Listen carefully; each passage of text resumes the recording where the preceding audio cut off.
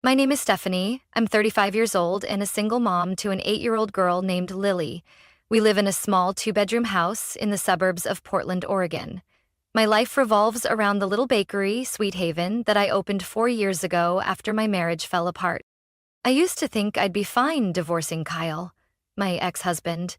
He was the kind of man who made promises he never kept. After the trial, he moved to Nevada with his new wife and only sent a few short texts to Lily on her birthday or Thanksgiving.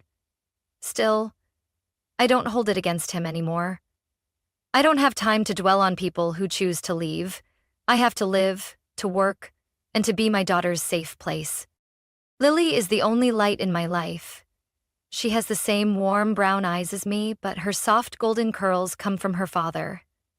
Every morning, I wake her up with a kiss on the forehead and a whispered greeting.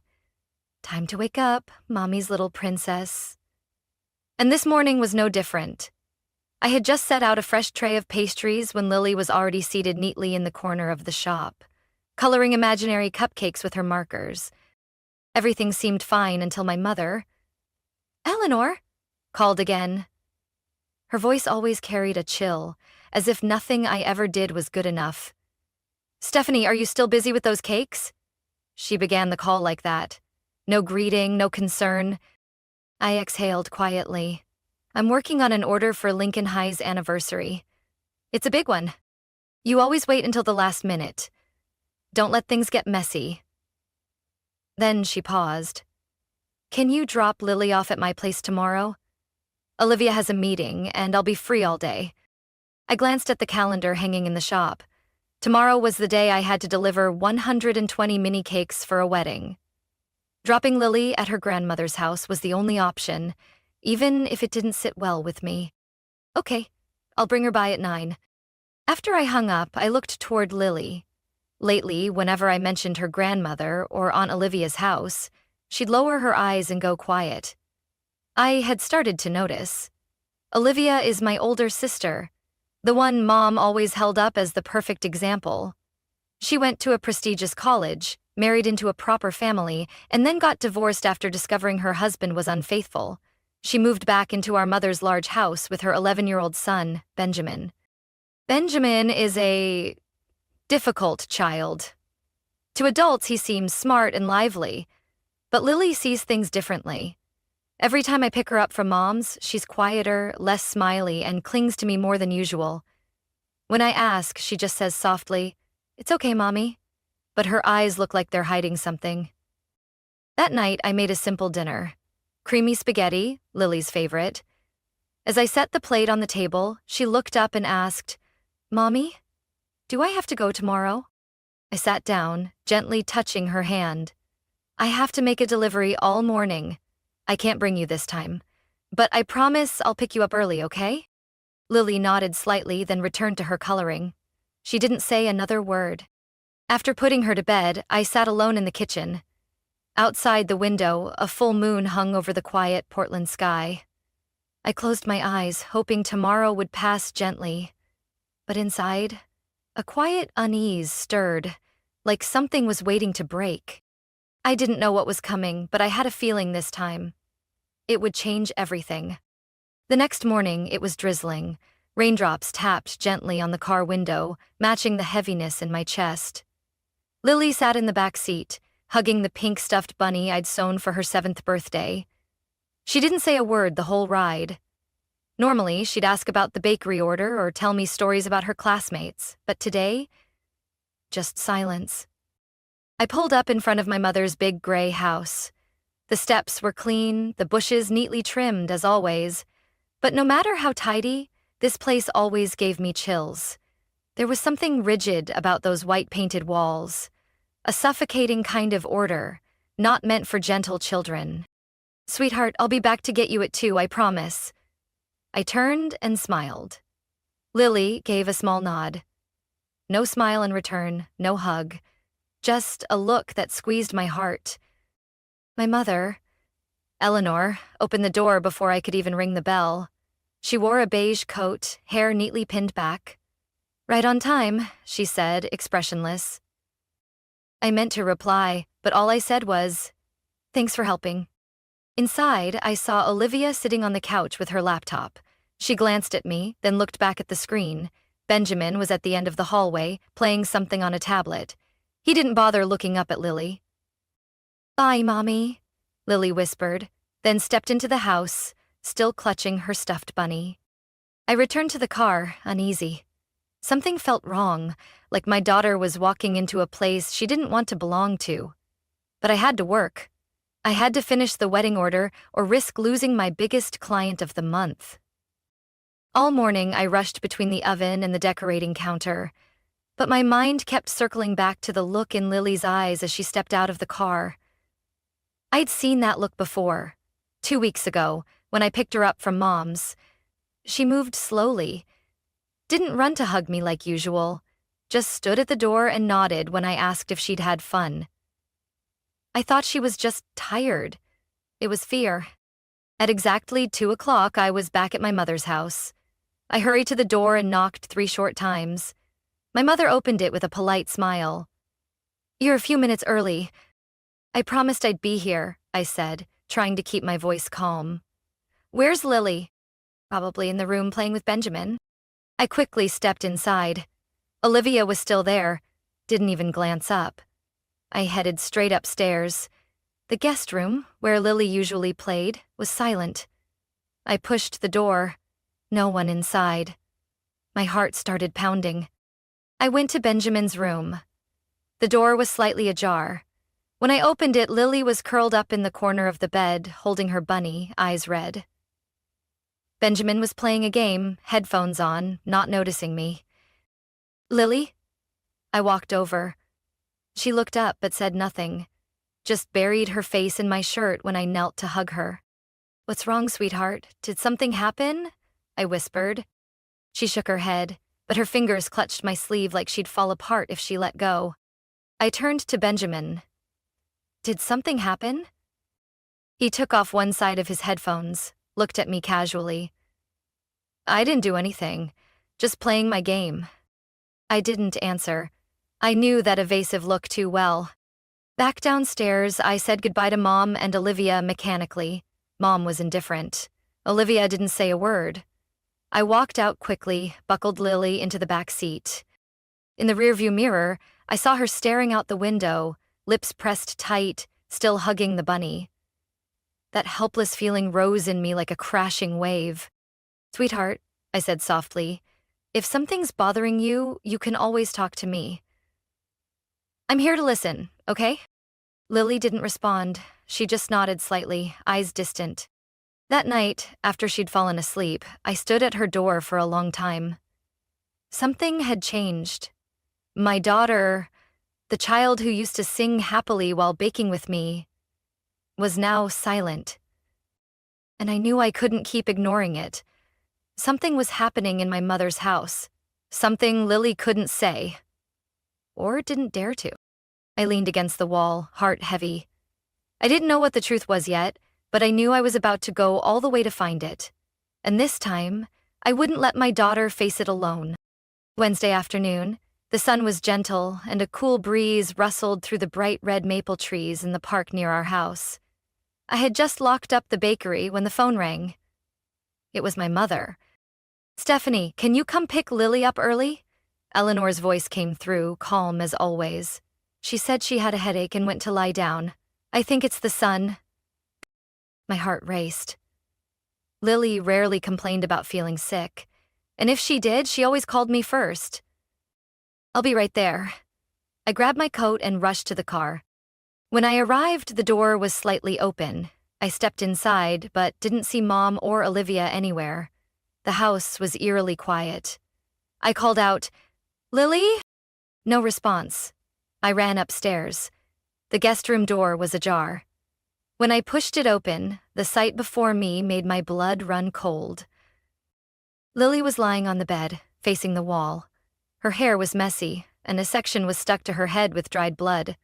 Her white t-shirt had several dark red stains. Her arms clutched the stuffed bunny to her chest, and her whole body trembled. "Lily?" I rushed over and held her. "Oh my God, what happened?" She slowly turned her head, her face contorted in pain. Tears streamed down her cheeks, her lips quivering. I slipped on the stairs, Lily whispered, eyes avoiding mine. I didn't believe it. A fall down the stairs couldn't have caused that kind of injury. That much blood? It didn't add up. I carried her downstairs. My mother was sitting on the sofa with a cup of tea in hand, and Olivia stood nearby, expressionless. Did you know what happened? I asked, my voice trembling with anger. Kids fall sometimes, my mother answered curtly. She cried for a bit and said she wanted to rest. She fell and got blood in her hair like that? Why didn't you call a doctor? Or at least call me earlier? You always overreact, Olivia cut in. She's fine. Benjamin said she tripped while running in the hallway. I froze. Benjamin. Again? I didn't say another word. I just held Lily tightly and walked straight to the car. Once we were safe inside, I gently dabbed the blood on her head with tissues. Lily whimpered, tears welling up again. Sweetheart, I'm taking you to the hospital right now. I'm here, don't be scared. On the way to the emergency room at Portland Children's Hospital, I kept glancing in the rearview mirror. Lily was silent, still hugging her bunny. Her eyes stared off into the distance, missing the brightness they used to have. The hospital wasn't too crowded. A nurse quickly led us to an exam room. A few minutes later, a middle-aged woman entered, introducing herself as Dr. Lisa Morgan. Her voice was gentle, but her eyes were sharp. You're Lily, right? I'm going to check you out, okay? She carefully examined the wound on Lily's head, then looked over her arms and legs. When I told her Lily said she fell down the stairs, Dr. Morgan didn't react right away, but I noticed the pensive look in her eyes. After stitching the cut and confirming there was no sign of serious internal injury, Dr. Morgan asked to speak with me privately. I'd like to talk to you for a moment, Stephanie. I sat across from her in the consultation room, my heart pounding. Ms. Stephanie, she began, calm but clear, I need to share some medical observations. Lily's head injury doesn't appear to be the result of a simple fall. The angle and depth suggest blunt force trauma, possibly from hitting the edge of a table or a wall. My throat tightened. Are you saying someone? She nodded slowly. I also found some older, faded bruises on Lily's arms and shoulders. Combined with her fearful reaction to physical contact, I suspect there may be harmful factors in her environment. I clenched my hands together. Lily told me she slipped, but I can feel she's hiding something. Dr. Morgan looked at me seriously. In cases like this, children often don't speak up out of fear, or because someone told them not to. I recommend you keep Lily away from any environment that could be harmful. We'll also file a preliminary report with Child Protective Services, as required. I nodded. Thank you, doctor. I won't let this happen again. When I returned to the room, Lily was drawing a small picture with the nurse. She saw me, stood up, and ran over to hug me tightly. I knelt down, resting my cheek on her soft hair. Even though I didn't know exactly what was going on, I felt one thing clearly. My daughter had been enduring this alone for too long. I whispered, I'm here now, Lily. Things will be different, I promise. I sat in the consultation room, hands still shaking after talking with Dr. Morgan. Everything she said felt like tiny needles piercing my heart, quietly painful but undeniable. Lily hadn't just been hurt once. She carried signs of long-term harm. And I, her mother, hadn't seen it sooner. I'd like to keep Lily overnight, Dr. Morgan said, interrupting my thoughts. We need to observe her further and schedule a visit with the child psychologist tomorrow morning. I nodded without hesitation. I'll stay with her. That night, I sat by Lily's bedside in the quiet pediatric ward. The soft hallway light spilled in through the small window on the door. Lily was asleep, still holding her bunny like a shield. Her face looked peaceful, but the traces of pain remained. I looked at her, heart heavy like stone. I had been warned. Through small changes in her behavior, but I kept brushing it off, thinking she was just adjusting to a new environment. But now, I couldn't lie to myself anymore. The next morning, a child psychologist named Dr. Rachel Bennett came to see Lily. She had a gentle smile and a warm, calming voice. "Would you like to draw something with me, Lily?" she asked, carrying a box of colored pencils and paper. Lily nodded softly and sat at the small table by the window. I was asked to step out while they worked. The wait felt agonizingly slow, like a rusted clock hand. I wanted to burst in, hold Lily, and ask everything, but I knew pushing her would only make things worse. About 40 minutes later, Dr. Bennett came out, holding Lily's drawing. A house, a sun, a little girl standing alone, and next to her, a boy with an angry face, his eyes shaded in dark black. I can't draw any firm conclusions yet, but Lily clearly shows anxiety when it comes to her cousin.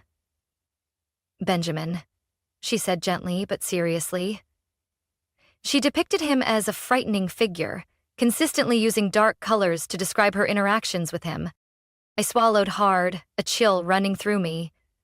Did she say anything about what happened? Lily isn't ready to talk openly yet, but she kept repeating, "I'm not allowed to tell." When I asked who said that, she just shook her head and changed the subject. I buried my face in my hands, a wave of sorrow and anger crashing over me. I understood immediately. Someone had made Lily believe that telling the truth would bring worse consequences. "Ms. Stephanie," Dr. Bennett continued, "in situations like this, children often feel isolated. The most important thing now is to create a sense of absolute safety for Lily. She needs time and the assurance that no one can hurt her as long as you're by her side." I nodded, eyes stinging. "I won't let her go back to that house, no matter what happens. I'll protect Lily. We'll be filing an official report with Child Protective Services," she said. "As for you, I recommend keeping interactions with the other party to a minimum, especially until it's clear who's directly responsible." That night, after Lily had fallen asleep in my arms, I opened my phone and reread the old messages from my mother and Olivia. Every word felt like a dull blade, cold, indifferent, and always turning the blame back on me whenever I asked questions. Conversations I once brushed off as normal now revealed themselves as polished layers of toxic silence. I knew this, saying, "I'll protect my child," wasn't enough. I needed evidence. I needed the truth. And if I had to go up against my entire family to win back Lily's safety, I wouldn't hesitate. I looked down at her sleeping face. Her breathing was steady, her cheeks rosy after a long day. I leaned in, kissed her forehead, and whispered, "You are the most precious thing in the world to me, and I won't let anyone hurt you ever again."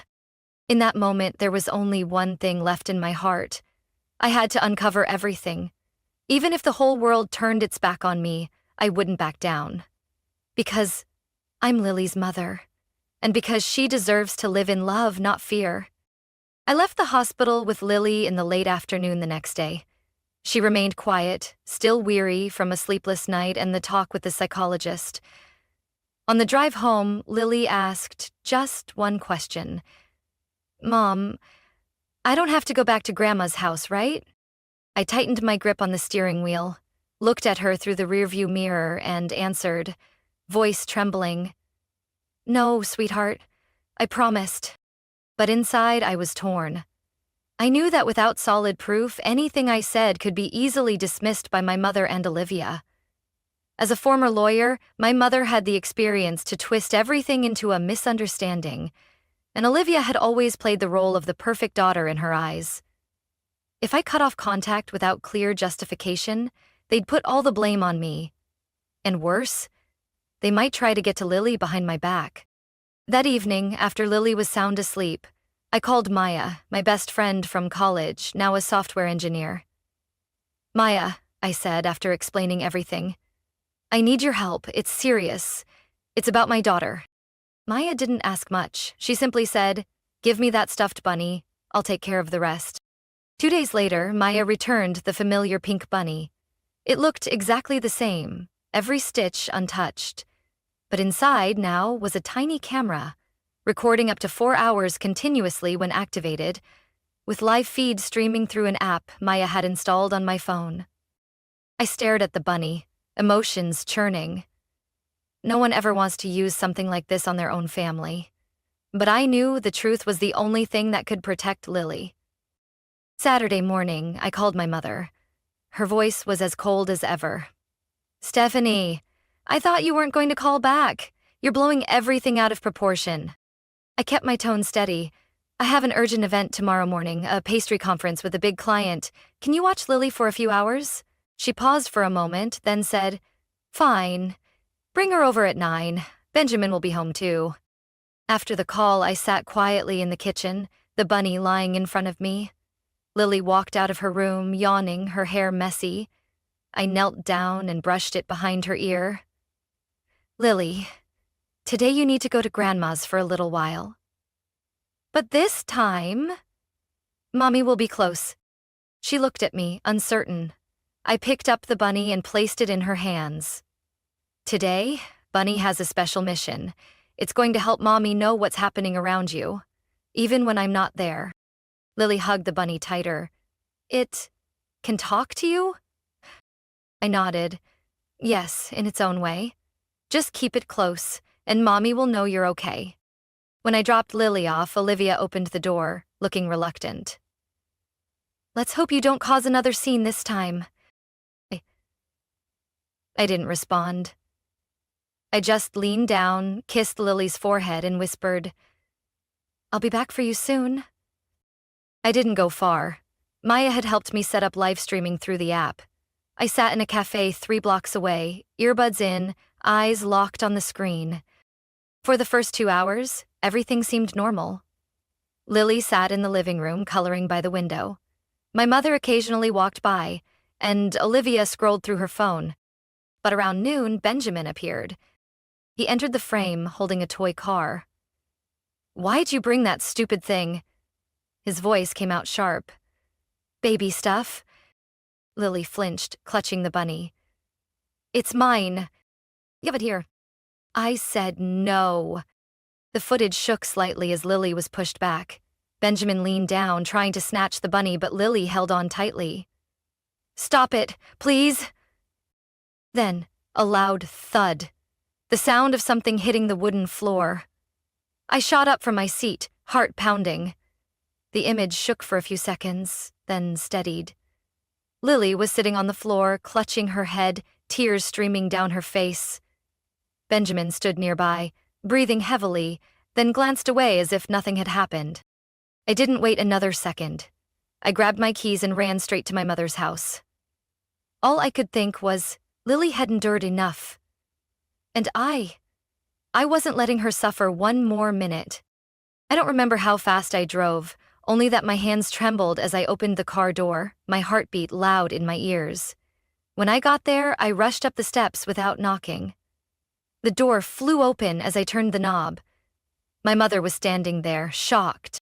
"Stephanie, what's going on? Why are you—" "Where's Lily?" I cut her off, eyes locked on the stairs.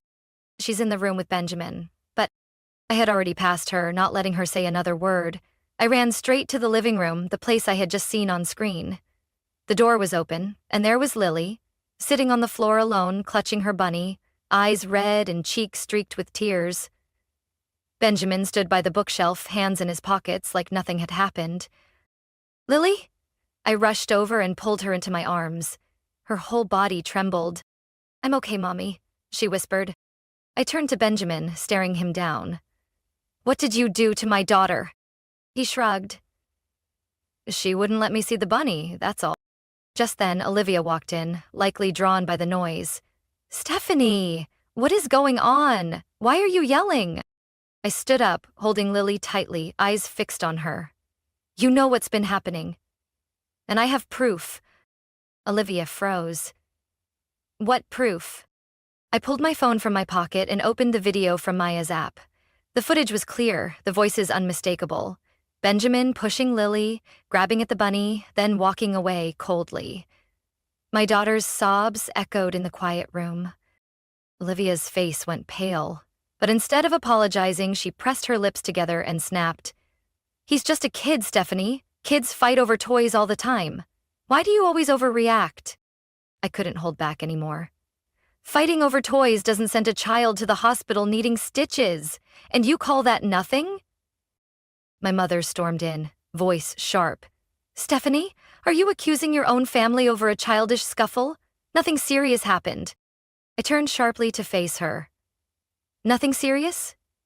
Do you know she's traumatized, can't sleep, too scared to speak up because someone made her feel threatened?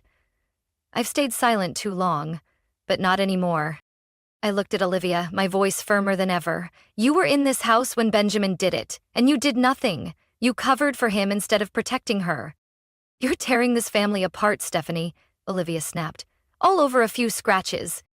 I clenched my fists. "I'm not the one tearing it apart. It's the ones who ignored what was wrong that did that." I carried Lily to the car in the thick, tense silence of the house. As I shut the door behind me, I didn't look back. I knew then that, from that moment on, everything had changed forever. When we got home, I laid Lily down in bed. She fell asleep quickly, a deep sleep for the first time in days. I sat beside her, gently brushing her soft hair, feeling like I had just made it through a storm.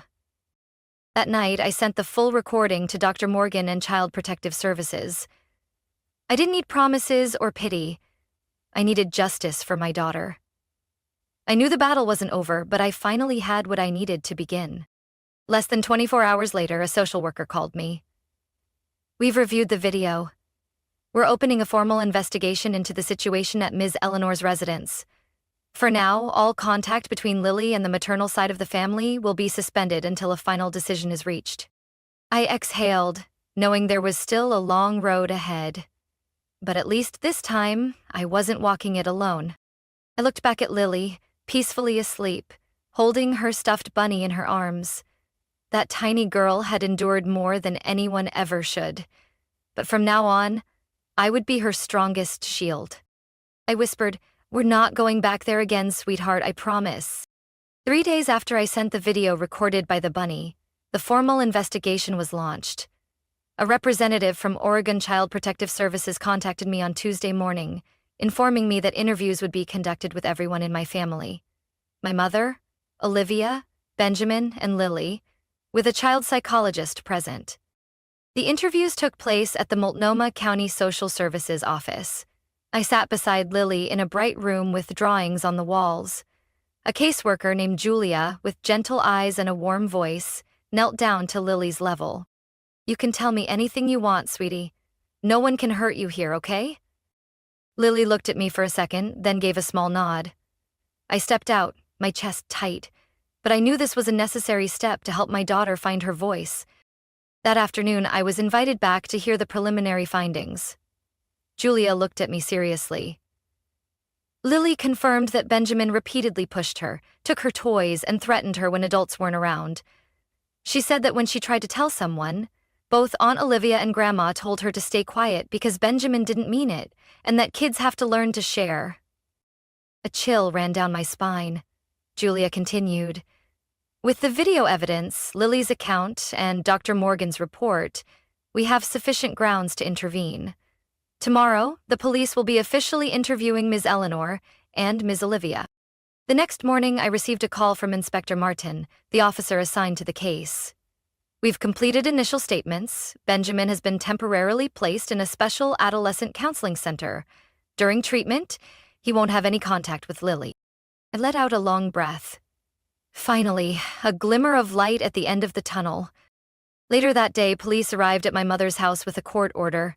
My mother was charged with neglectful supervision of a minor, while Olivia faced accusations of ignoring harmful behavior by a child in her care.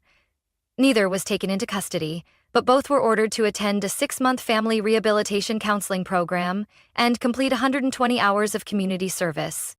I knew no punishment could erase what Lily had endured, but this was the beginning, where the truth was finally being heard.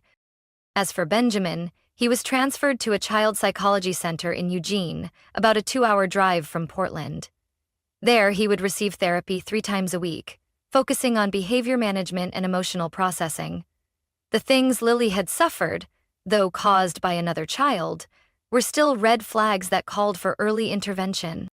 A week later, I received a court notice officially granting me sole custody of Lily. All visitation rights from the maternal side of the family were indefinitely suspended. As I left the courtroom, Lily's small hand in mine, I felt like I had finally shaken off a weight that had been pressing on me for far too long. My mother tried to reach out a few times after that. She left voice messages, sounding softer than before. "Stephanie, I know you're upset, but we're still family." I listened to them all, but I didn't reply. For the first time in years, I chose silence, not out of fear, but because I no longer owed anyone my pain. Lily returned to school, closely monitored by a school counselor. She also met with a therapist weekly, and I started seeing her smile again. One afternoon, while I was making dinner, she tugged on my hand and pointed toward the pink tulips in the front yard. "Mommy, guess what? I'm not scared anymore." I bent down and hugged her tightly. "Me neither. We made it, sweetheart. Our story isn't over." But through it all, I've learned this. Even in a world that sometimes turns away from the truth, there's still light. If you're brave enough to walk through the darkness. And now, I'm not just a mother protecting her child. I'm the one who brought the truth into the light, because my little girl deserves to live in safety and love. Spring arrived late in Portland, bringing gentle rain and the soft scent of cherry blossoms drifting through quiet streets. Lily had grown more stable after 3 months of consistent therapy with Dr. Rachel Bennett. Twice a week, I took her to the counseling center, where the rooms were filled with color, dolls, drawings, and stuffed animals. There, Lily didn't have to speak unless she was ready. She could draw, play, and let her emotions speak for her. "She's responding very well," Dr. Bennett told me during a recent session. "There's still fear underneath, but Lily is learning to name her feelings. That's a critical first step toward healing." I watched Lily through the one-way mirror. She was stacking blocks, giggling softly when she got them to fit. My throat tightened. Every smile she shared now felt like a victory. A small one, but powerful enough to make me stronger each day. Our lives began a new chapter, too. I had decided to sell the small apartment near the bakery, the first home we shared, but also the place tied to so much uncertainty. With years of savings from the business and a grant from the Oregon Single Parent Assistance Fund, thanks to Lily's special case, I was able to buy a small house in the southern suburbs. Quiet, with a yard and a big maple tree out front. Lily squealed the first time she stepped inside. "Mommy, real grass!" "Can I plant flowers?" I smiled. "Of course. We'll plant tulips, like we had in front of the bakery. Remember?" She nodded eagerly. That night, Lily fell asleep earlier than usual. She still hugged her stuffed bunny. Just a toy now, no longer a secret guardian. And I stood on the porch, watching the light from her bedroom window, my heart strangely at peace. I also started writing. Late at night, after closing the shop and tucking Lily in, I sat at my laptop, recounting our journey. Every step, every wound, every decision. Not to reopen the pain, but so other mothers lost in the dark might see they are not alone. A month later, I received an invitation from Safe Steps Oregon, an organization that supports families with emotionally traumatized children. They had read my personal blog, where I shared Lily's story with honesty and courage. They wanted me to speak at their annual panel for parents and child psychology professionals. I hesitated at first. Public speaking was never my strength. But then I looked at Lily, now braver, raising her hand in class, expressing her feelings without fear. I realized I had to step out of my comfort zone too, just as my daughter does every day. The first talk took place at a community library. I stood on a small stage under soft lighting. In front of me were dozens of faces, fathers holding their children, mothers quietly wiping away tears. I shared my journey, without embellishment, without judgment. I spoke about the initial doubt, the pain of discovering the truth, and the strength that rose from unconditional love. At the end, a young woman came up to me. She held my hand, eyes red. Your story made me realize I need to speak up too. Thank you. I held her hand and gently said, we're all stronger than we think. Over the next month, I received more invitations from schools, parent support groups, even a local radio station. I was no longer just the mom who baked and stayed behind the counter. I was Stephanie, a mother who fought back, who stood up, and who chose truth over silence. Every morning, Lily and I watered the garden. We planted tomatoes, chrysanthemums, and a little lavender bush. One afternoon, while washing her hands in the backyard, Lily whispered, Mommy, I'm not scared anymore. I know no matter what happens, you'll believe me. I pulled her into my arms, feeling her little heart beating steadily against mine. That's right, sweetheart. I will always believe you, and I'll always be by your side. In the early summer sunlight, one thing became clearer than ever. We didn't just survive the storm. We learned how to live stronger after the rain. June came with golden sunshine stretching across the backyard of our new home. Lily excitedly counted down the days to her 9th birthday. She'd already prepared invitations, picked out balloon colors, and even made a list of cakes she wanted me to bake. I want a 3-tier chocolate cake with rainbow sprinkles on top, she said, her eyes shining. I nodded, smiling. Mom's got that covered. Your job is to pick the party's first song. That morning, I was busy decorating the yard when the doorbell rang. I opened the door and froze. My mother, Eleanor, stood there, holding a small gift wrapped in soft floral paper. She wore a light gray dress, her hair neatly tied back, and for the first time in a long time, her eyes didn't hold that usual look of judgment. Hi, Stephanie, she said gently, a bit hesitant. I know today is Lily's birthday. I didn't expect to be invited, but I brought her something. I looked at the gift, a swirl of emotions rising inside me. How did you even know? Did you forget I still keep all the grandkids' birthdays on my calendar? She gave a sad smile. At first, I thought I was right, that you were overreacting, placing blame. But after several sessions of mandatory counseling, I've realized there are things we just can't keep denying. I took the gift without saying anything. She hesitated, then turned to leave, but just as she stepped off the porch, Lily ran out from inside. Mommy, who's... She stopped when she saw her grandmother. The two of them looked at each other in a long silence. Eleanor bent down and said softly, Happy birthday, Lily. I'm very sorry I didn't protect you. Lily didn't respond, but after she walked away, my daughter tugged on my sleeve. Can I open Grandma's gift? I nodded. Inside was a hand-knitted lavender-colored shawl, Lily's favorite color. The stitches were uneven, clearly made by someone inexperienced, but that made it all the more special. Grandma made this for me? Lily asked, eyes wide. I nodded. I think so, sweetheart. Lily hugged the shawl and smiled faintly. Then I'll keep it, but I'm still not ready to see her much. I'm just not mad anymore. I wrapped my arms around her. You don't have to forgive if you're not ready. As long as you feel safe, that's all that matters.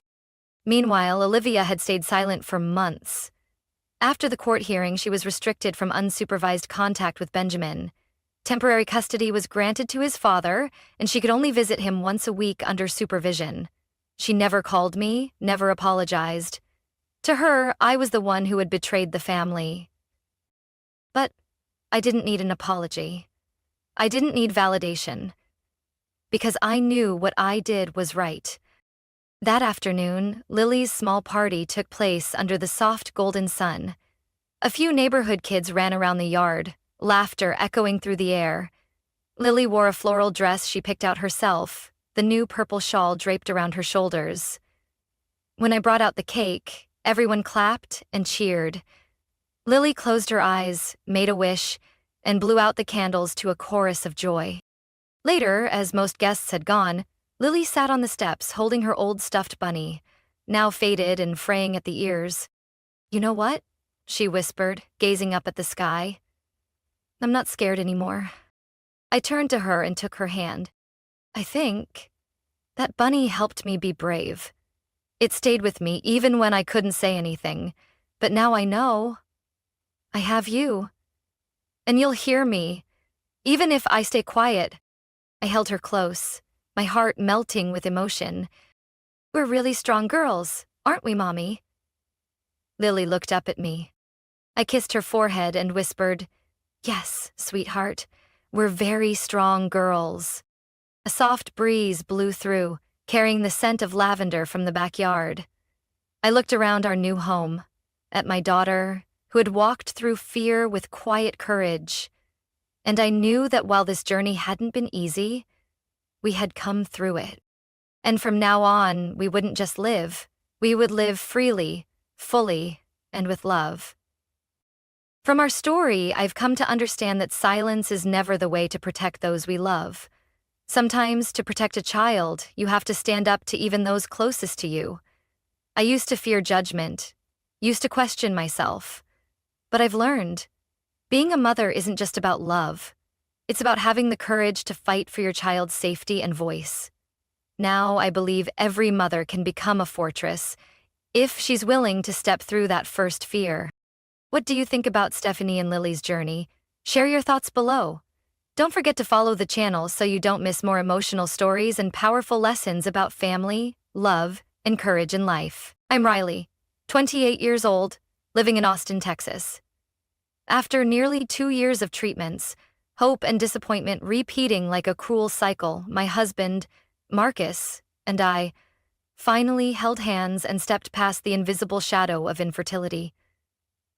When that pregnancy test showed 2 lines, I stood frozen in the bathroom for almost 5 minutes. My hands were trembling, my heart racing, and before I knew it, tears were streaming down my face. This baby means everything to us. It's the result of countless days of patience, silent pain in clinic rooms, and the answer to all those nights I wondered if I still had the strength to hope. But alongside the happiness was an ever-present fear. I had lost 2 babies before. That kind of loss feels like being torn apart, piece by piece, and I swore to myself I wouldn't let it happen again. This time, we chose silence. No social media posts, no sharing with friends, not even my parents or my sister. Victoria knew a thing. Some might call me selfish or overly cautious. But they don't understand that sometimes protecting yourself means creating a space where hope can breathe, untouched by expectations or the heartbreak of having to announce yet another loss. My family is the typical loud, boisterous American type. My parents, the Hendersons, find any excuse to throw a party. Even if the neighbor's dog learns to shake hands, that's reason enough to invite the whole block for a celebration. And Victoria? She's a story of her own. 3 years younger than me, beautiful, ambitious, living by the motto, "The world is my stage." Last year, she nearly became the perfect bride, with a grand wedding planned at a Miami resort. But the night before, her charming fiancé slept with the maid of honor. Victoria found out while trying on her expensive wedding gown one last time. The next day, instead of walking down the aisle, she collapsed on the living room floor, surrounded by untouched wedding gifts, crying as if the world had ended. We all tried to pull her back up, but from that day, Victoria changed.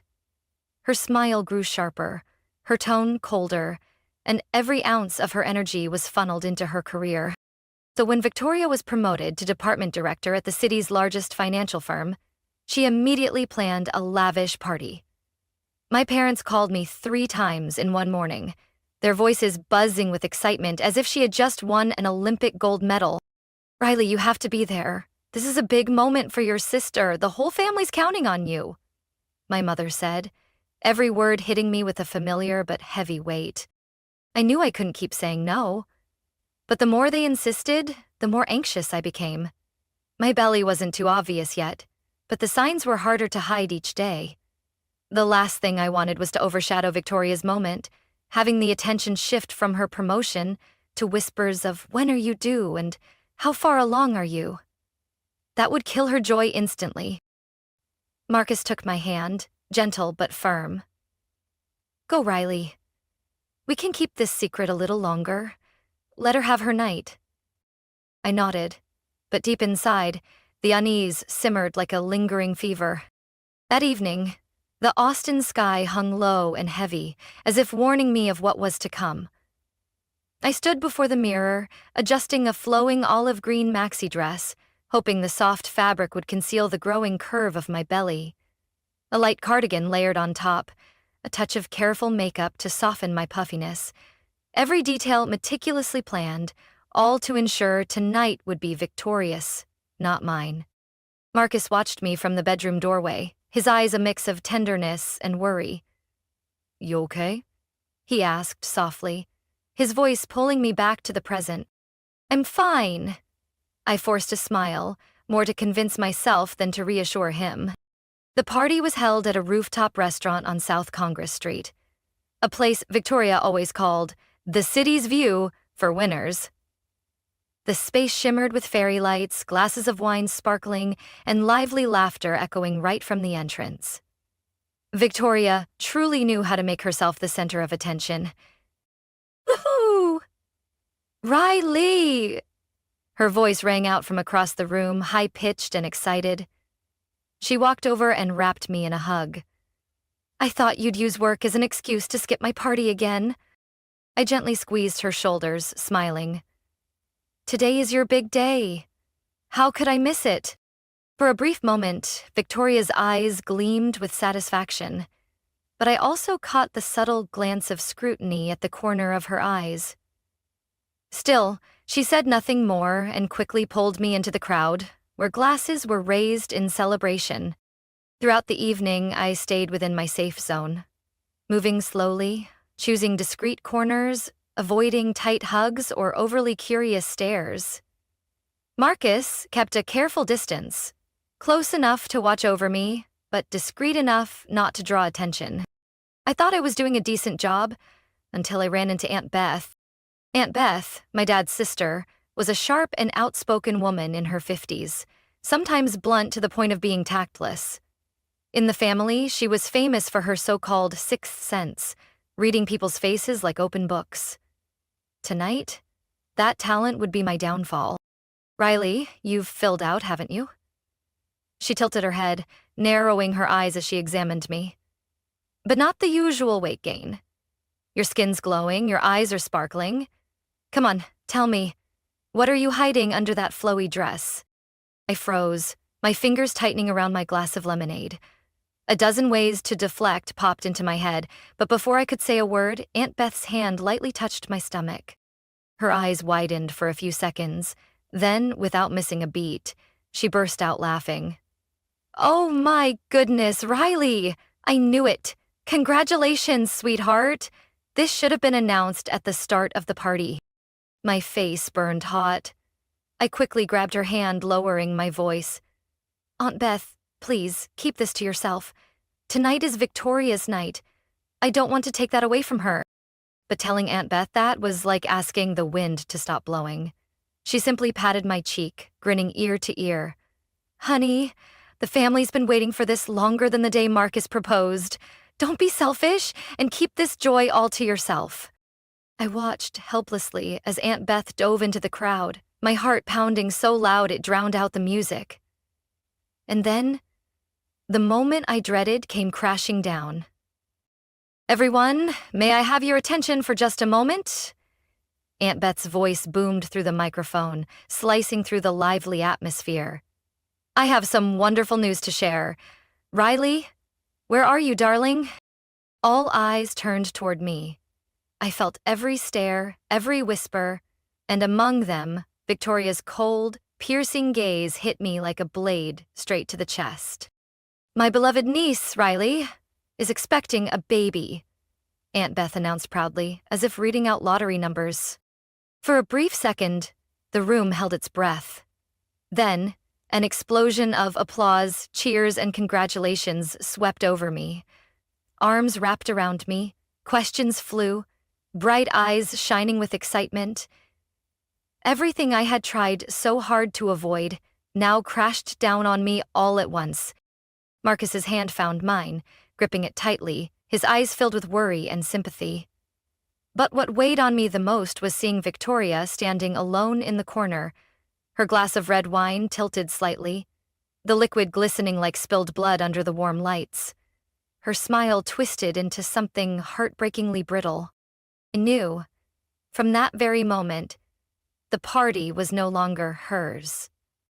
I'd barely managed to break free from the circle of relatives showering me with congratulations when I saw Victoria slip out to the balcony, the wine in her hand tilted precariously, a dark red streak glistening under the soft glow.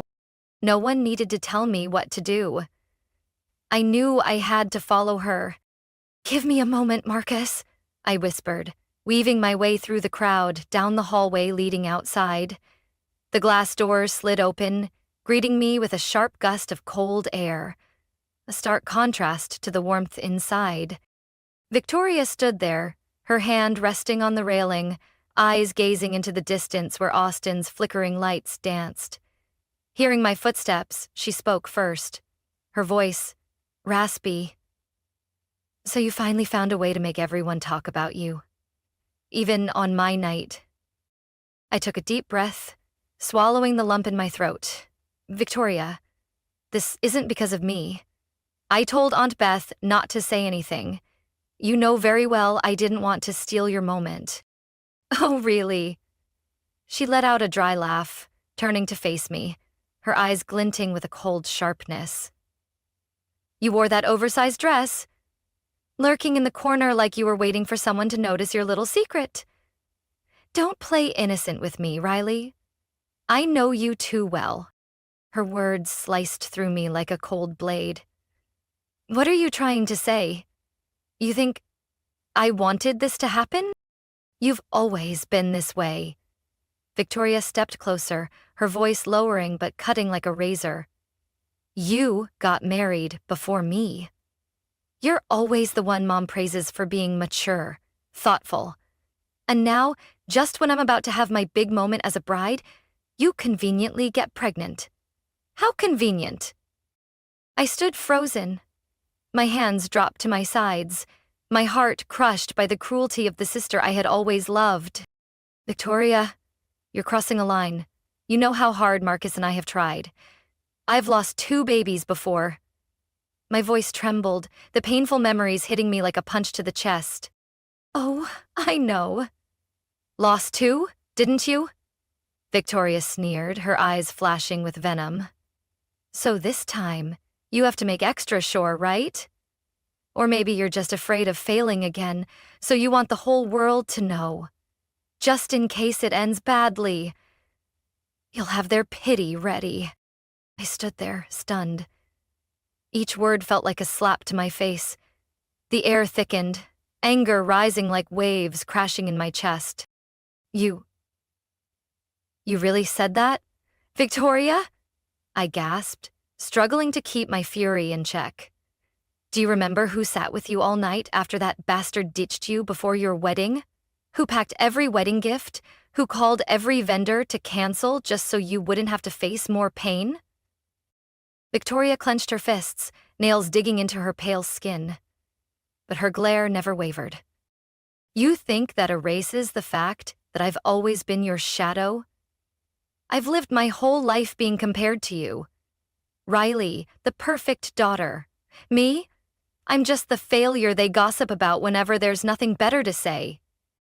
I bit my lip until I tasted blood, my hand instinctively resting on my belly, shielding the fragile life within. "Victoria, I never wanted to compete with you. Never. But if you choose to hate me just because I'm happy, that's your choice, not my fault." My words hung in the air. Victoria's lips pressed into a thin line, her eyes red but unyielding. "You can fake being noble to everyone else, but not to me, Riley." She turned sharply, the clack of her heels echoing on the cold stone floor. "Just remember this. I lost everything tonight. You got your perfect announcement. Congratulations. You win. Happy now? I didn't follow her. The wind blew past, carrying her bitter words away. In that moment, all I saw was a deeply wounded Victoria, clinging to her resentment as if it were the only thing keeping her afloat. But this time, I couldn't carry her burdens anymore. I stood there for a long while after Victoria left, the cold seeping through my thin jacket, making me shiver. The anger was gone. The sadness, too. All that remained was an eerie emptiness, like something irreparably broken between us. When I returned inside, the party had lost much of its buzz. Some guests had already left, while others had moved to the upstairs lounge. Marcus spotted me immediately, hurrying over, his eyes scanning my face as if trying to decipher my thoughts. "Are you okay?" he asked, his hand gently resting on my back. "Can we leave early?" I whispered, not wanting to stay another minute. He nodded, wrapping his arm around me as he guided me upstairs to retrieve our coats and bags. Unfortunately, the coat room was tucked away at the far end of the second-floor hallway, a peculiar design choice by the restaurant, but at that moment, I just wanted to grab our things and leave. Marcus went ahead to call for the car, leaving me alone in the room. As I reached into the closet for my coat, I heard heavy footsteps behind me. Turning around, I saw Victoria, staggering slightly, still clutching her half-empty glass of wine. "We're not done talking." Her voice was slurred, her eyes bloodshot with alcohol and something far more toxic. I exhaled slowly, steadying myself. "Victoria, you're drunk. Go home, get some rest." She stepped closer, her glare sharp as a blade. "You always get everything, don't you? Always the one they cheer for, always the golden child. And me? I'm just the joke. Tonight was supposed to be mine." "I didn't take anything from you," I replied, gripping my coat tightly. "I never wanted to be the center of attention tonight." Victoria scoffed. "Then prove it. Prove you're not pregnant. If you really didn't want the spotlight, why pretend otherwise?" Before I could grasp what she meant, a sudden forceful shove to my chest sent me staggering. The carpet beneath my feet was slick, my hands flailing reflexively, reaching for the nearby doorframe. But I missed. I fell. The sensation of falling felt endless. My heart clenched, and instinctively I curled into myself, arms cradling my belly. It all happened within mere seconds, yet felt agonizingly slow. My back slammed against the edge of the staircase before I continued sliding down the cold, hard wooden steps. I threw out my hand to break the fall, but a sharp crack echoed in my head, followed by a blinding pain that blurred my vision. Crumbled at the bottom of the stairs, I lay, trembling, my breath ragged, my wrist numb with searing pain. For a moment, no one reacted. Then, somewhere distant, Marcus's panicked voice pierced through the haze. "Miley, are you okay?" I could only whisper one desperate plea before darkness swallowed me whole. "Save the baby. Marcus. Our baby." I don't remember what happened next. The wail of ambulance sirens, flashing lights, hurried footsteps, and someone screaming, probably Marcus, all melted into a swirl of pain as I drifted into a void. I woke up in a hospital room, my wrist encased in a heavy cast, the other arm hooked to an IV. The stark white ceiling lights made me squint. Marcus sat beside me, head buried in his hands, looking like he'd aged a decade. I croaked his name, my voice rough as if dragged up from hell. He shot up, eyes bloodshot, but they lit up with profound relief when he saw me awake. "You're okay. You're awake." He grabbed my good hand tightly, careful to avoid my broken wrist. "The doctor said you fractured your radius. You'll need a cast for 6 weeks, but most importantly..." He hesitated, then continued, "The baby's fine. They did an ultrasound. The heartbeat is strong. We didn't lose the baby, Riley." I broke down in tears. The physical pain was nothing compared to the suffocating fear of losing my child again.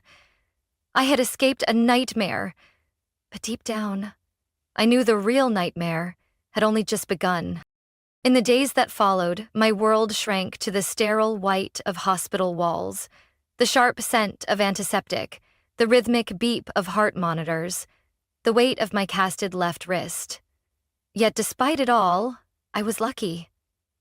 Our baby was safe.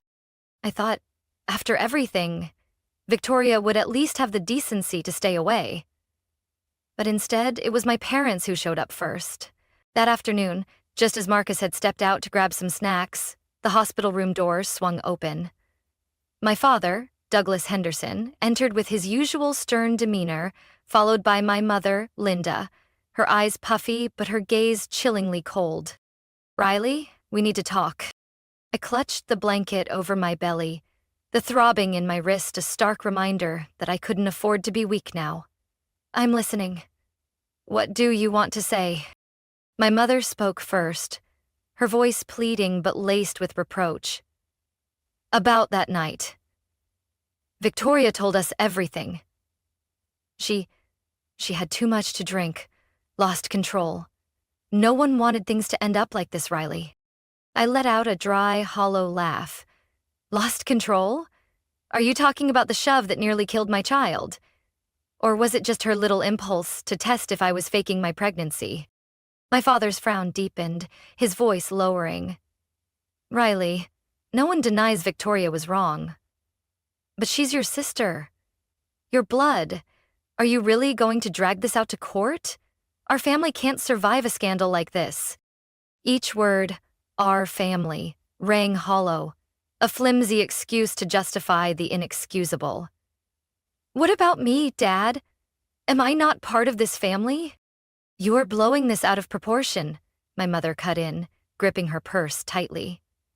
"Victoria isn't a bad person. She's been going through a lot. You know that. It was a moment of recklessness. Are you going to ruin her career over one mistake?" At that moment, Marcus returned, sandwich box in hand, his expression darkening as he took in the scene. "I believe I should be part of this conversation," Marcus said, his voice calm but weighty. "Riley nearly lost her life because of her sister, and our unborn child went through a trauma none of you seem to care about. All I hear from you two is family and Victoria's career. What about Riley? Who's standing up for her?" The room grew heavy, the silence thick enough to cut through. My father crossed his arms, his gaze sharp. "We acknowledge the consequences. But as family, Marcus, we should know when to yield, when to save face. Have you considered the fallout from a lawsuit?" "Don't lecture me about morals," Marcus shot back, unflinching. "Victoria nearly killed my wife.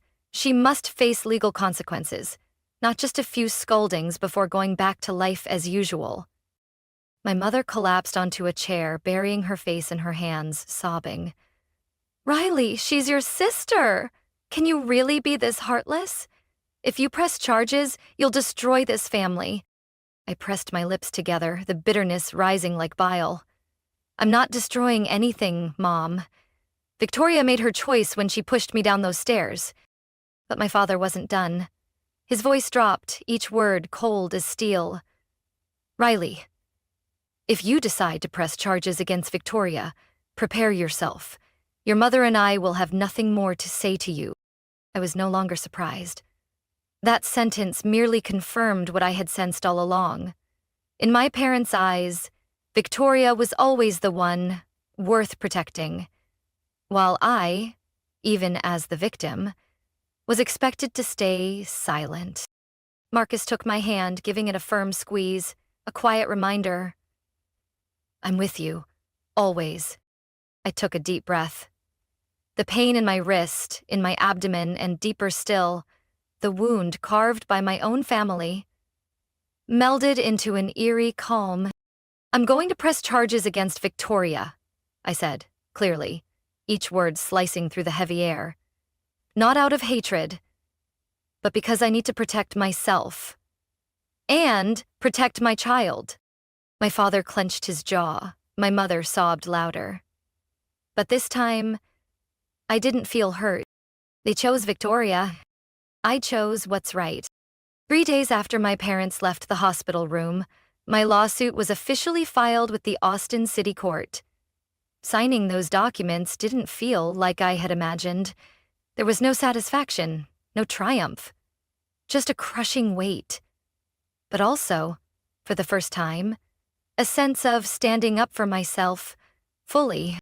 You did nothing wrong, Riley. Marcus gave my hand a gentle squeeze as we exited the lawyer's office.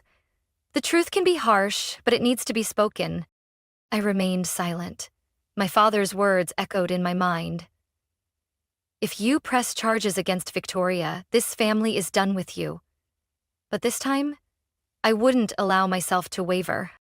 News of Victoria being taken in for investigation spread faster than I expected. One afternoon, while resting at home, I received a call from Aunt Beth, the very person who had unwittingly put me in that awkward spotlight at the party. "Victoria, are you sure you want to take this so far?" she asked bluntly. "Victoria is more fragile than you think. She's falling apart." I closed my eyes, exhausted. "Aunt Beth, I'm not the one taking this anywhere. Victoria did that herself. If I stay silent, who's going to protect me and this baby?"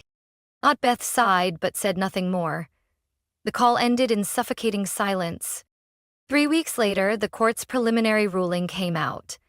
Victoria wasn't jailed but was sentenced to 1 year of probation, ordered to pay for all my medical expenses, and mandated to attend 6 months of compulsory counseling.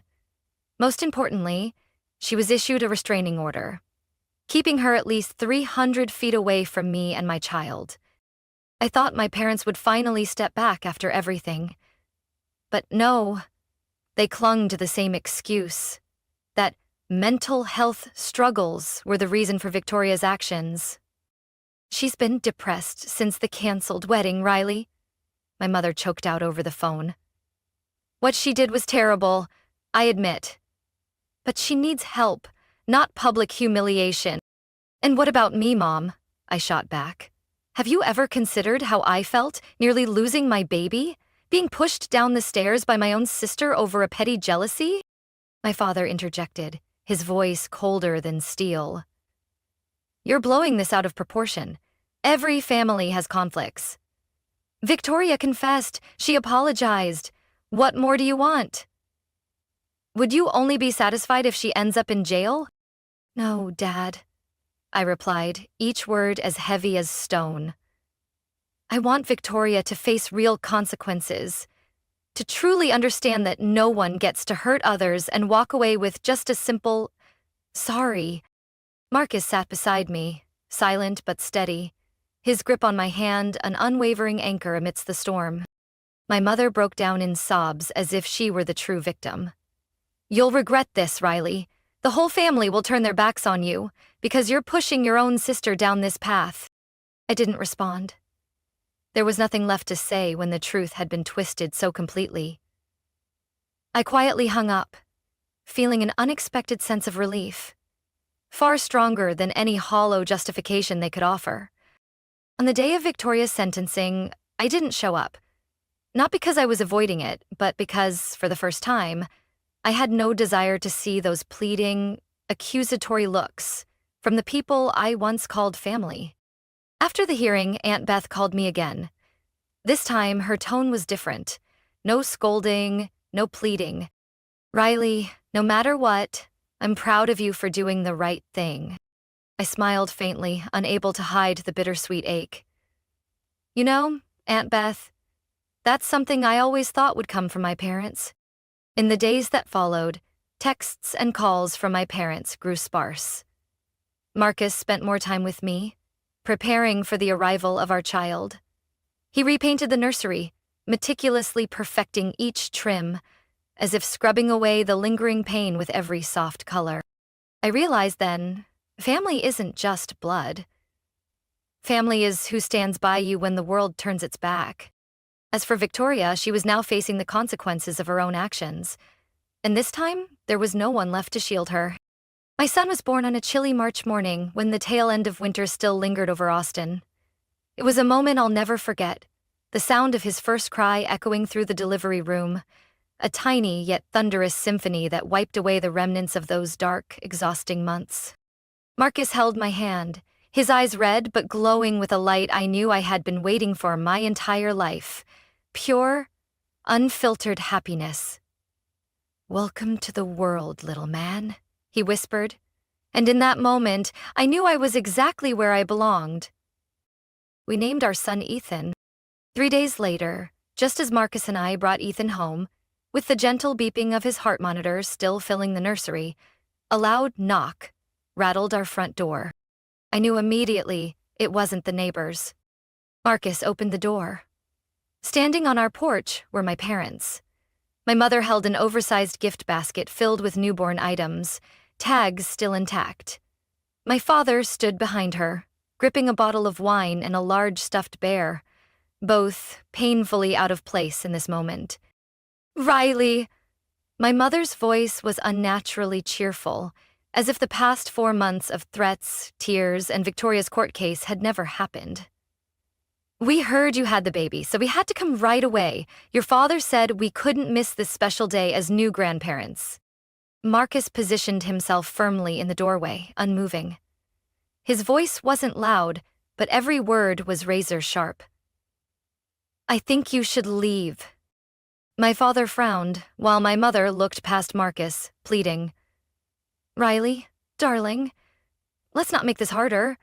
Today is a happy day. You had Ethan. The family should be together. Let's put the past behind us."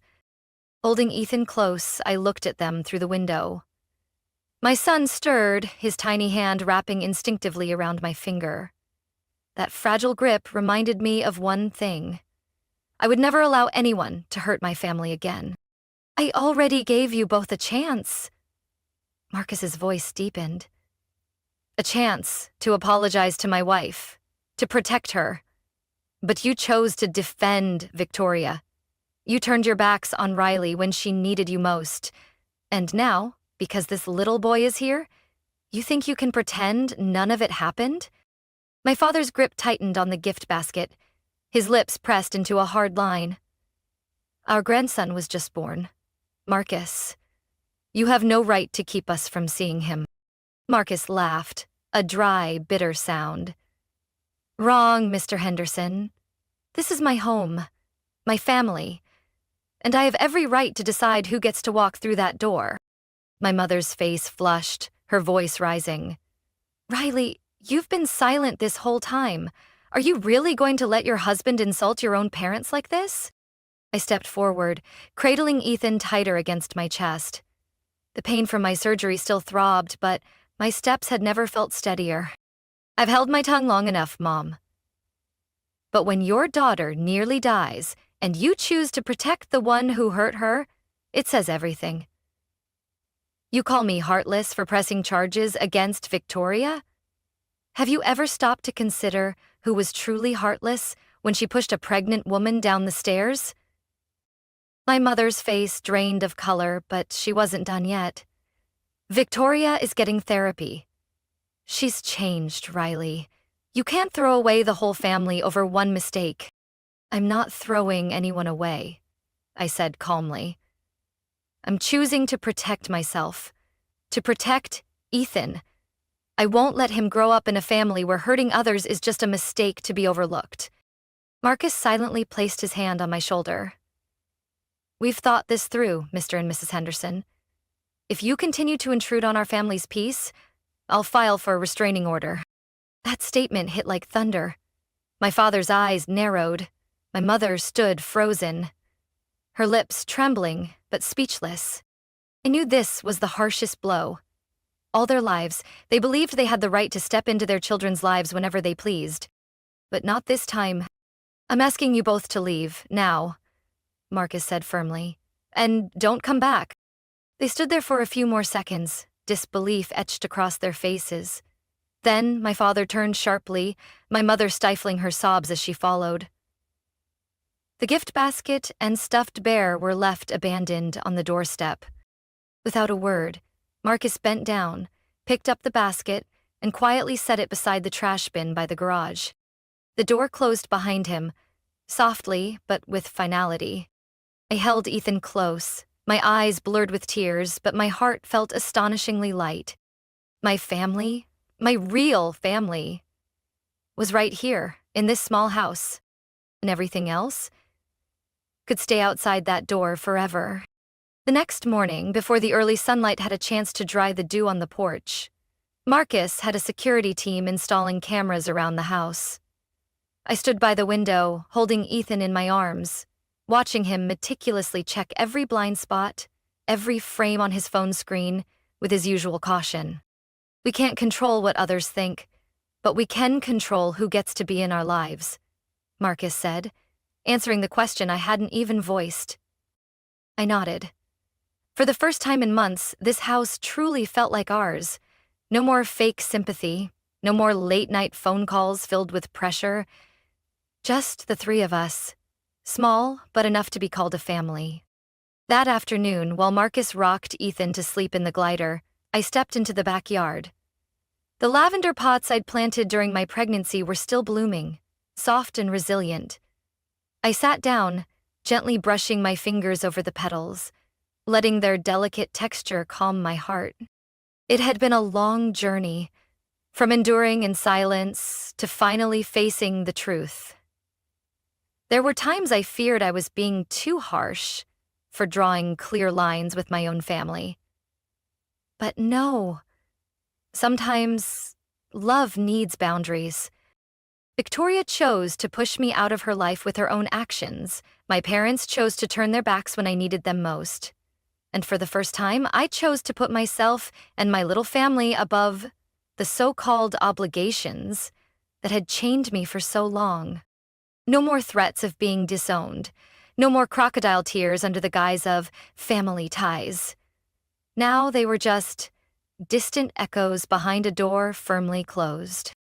That night, as we soothed Ethan to sleep, Marcus pulled me close, his voice deep but warm. I know you never wanted it to come to this, but you did the right thing, Riley. You stood up, not just for yourself, but for our child. I rested my head on his shoulder, listening to Ethan's steady breathing from the cradle beside our bed. Each breath was a reminder that this peace was earned through choices that were anything but easy. The next morning, my phone notified me that the security system was fully activated. A simple message, yet it meant more than 1,000 reassurances. Your home is protected. I smiled. Yes, this wasn't just a house. It was a home. A fortress Marcus and I had built together, despite the fractures caused by blood ties. The days that followed passed in simple, yet fulfilling routines. No more accusatory messages, no more malicious gossip. Somehow, my family learned to keep their distance. Maybe out of fear, maybe out of pride, but that didn't matter anymore. We invested our time where it mattered most. Lazy mornings watching Ethan stretch, peaceful afternoons laughing at his attempts to babble, "Dada, mama." That's what I wanted to protect. One day, Marcus asked me, "Do you think your parents will ever truly understand?" I simply shook my head. That's not important anymore, Marcus. What matters is that I understand who deserves to stay and who needs to be let go. We didn't need to say anything more. This isn't a story of revenge, nor a plea for recognition from those who never valued me. This is a story about learning to stand tall and protect what truly matters. Peace, self-respect, and the family I chose. Riley's story isn't just a tale of betrayal by blood, but a brave journey of setting boundaries with toxic relationships. In real life, many endure pain out of obligation, forgetting that true family is where respect and safety exist. Riley chose to protect herself and her child, even at the cost of temporary loneliness. But that choice brought lasting peace, a lesson in self-worth and the true meaning of family. What do you think about Riley's decision? Was she too harsh, or was it a necessary step to protect her little family? Leave your thoughts in the comments below and don't forget to follow the channel for more meaningful life stories like this one.